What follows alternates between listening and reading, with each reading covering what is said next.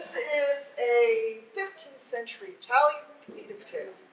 And if you are not interested in naughty tales, that is your warning. All right. There once was a woman from Amalia, and she felt the need to unburden her soul. So she went to confession. Now, the young friar, on looking at her and hearing her sins, expressed that he himself had a desire for sin, and perhaps they might sin together a bit.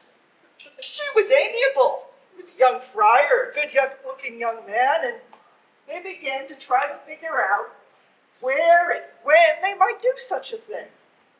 The young friar said, I have an idea.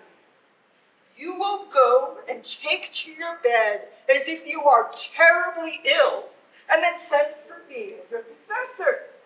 Because all confessors are awarded secrecy with their penitents, and we will have all the privacy we could desire. She agreed. She went home, and she went to her bed, and she moaned and wailed in such pain. And she sent for her confessor. And so the friar came to her, and room was cleared, and she continued to moan and even cry unto God. And they went through their sins most thoroughly. In fact, they had such a great time, they decided to do it again the next day. And so once again, the next morning, the young woman took to her bed, and she moaned and wailed and sent for her confessor. And he came along, laid his breeches on the bed, and went through her sins much more thoroughly than the day before. But her husband was deeply concerned, for his wife was clearly so very ill, and seeing her confessor twice and making noises that surely he had never heard. And so he could take it no longer, and he burst into the room. The friar leapt from the bed, took off, and left his breeches behind.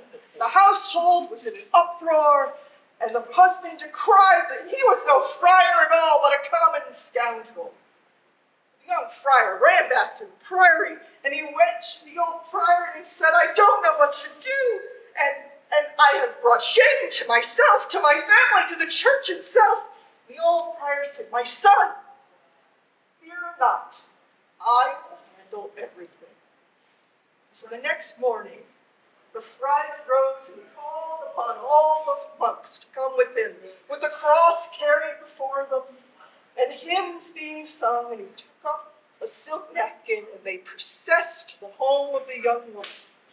And when they came inside, he looked upon her and he said, Praise God and St. Francis! It is a miracle! You have been healed by the holy breeches of St. Francis.